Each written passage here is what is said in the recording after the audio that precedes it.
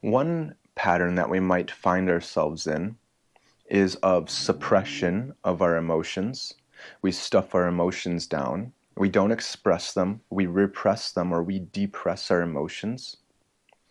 And we might find that we do that in order to maintain or preserve some sort of attachment or connection. And what we find is that the more that we suppress these emotions, the more that we stuff them down, that they don't go anywhere. And so what happens when we're carrying around anger or fear or sadness from an unresolved experience that hasn't been expressed is that emotion still lives in the body. And so as we carry it around, we find that we become more irritable, more sensitive to the surroundings around us. Things that normally wouldn't anger us or might not anger other people will enrage us because it activates all that fear and anger and pain that is stored in the body. And so then we find that this anger that's stored in us becomes, it's almost like a pressure cooker where we've stored so much into it that it can't hold anymore, and then it bursts. All the anger comes out the seams. And the people that it's most likely to come out on are people that are unrelated to the initial pain or the initial anger that I'm carrying. So, for instance, example is if we're at work and our boss in a meeting attacks, criticizes, judges everything that we say, and then spends all the time talking about their ideas and how wonderful they are and how spectacular their ideas are, this might cause tremendous pain and anger and fear inside of us. And we're likely to not express it and communicate it because we want to preserve the connection.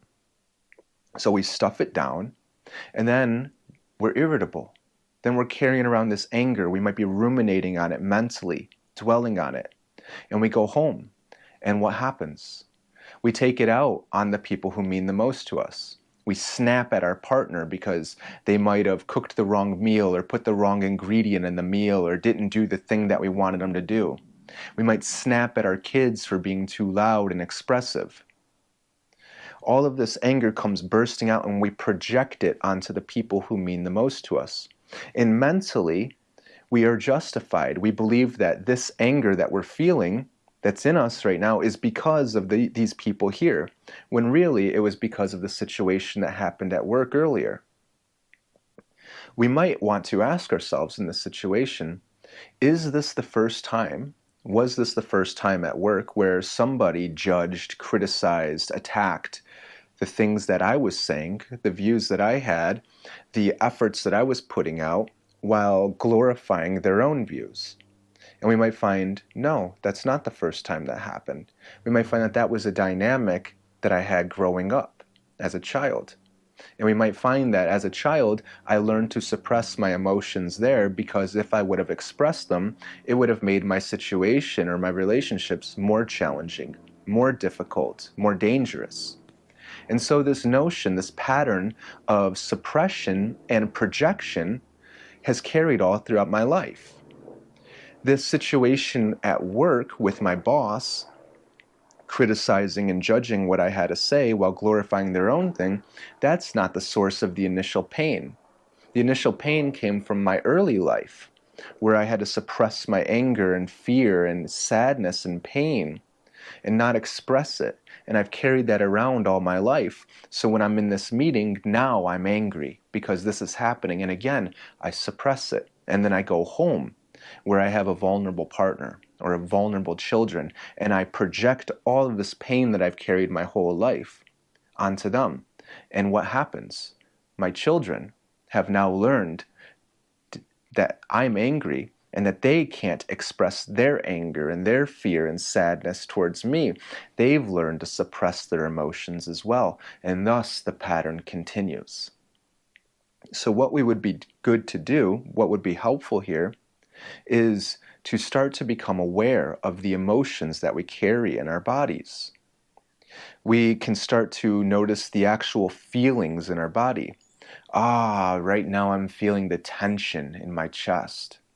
the constriction in my breathing. My breathing is getting labored and heavy and hard and difficult to breathe. It's shallow and short. My heart is beating faster and harder. There's a heat flush through my body. I'm feeling anger. What is the belief about this anger? It's because this person is judging and attacking me while glorifying themselves. Is this the first time I felt this? No, this has been a pattern all throughout my life. What do I do with these emotions? I've stuffed them all down. And so what we can do once we begin to become aware and we begin to recognize these emotions is we can then begin to relate and connect with them. We can relate and connect with this pain and this anger that's inside of us, and we can go and try to comfort it. We can try to express it in healthy, constructive ways. We can let our partner and our children know, I carry around all this anger, and I'm not mad at you. I just have all this anger and I need to express it in some way. I need somebody to see it and to sit with me and to understand me. The more that we begin to recognize these emotions, these beliefs about ourselves, and our patterns of what we do with these emotions, the more choice and agency we can introduce. The more we can decide how we are going to process this. And we can make a practice to go into this pain, to sit with it, and to try to relate and comfort and soothe it. The more that we do this, the less those experiences and those situations are going to activate us. The less we're going to project this pain onto other people, and we can begin to see the patterns that we were handed, that we've enacted through our whole lives, and we can make choices on how we are going to pass those on to other people.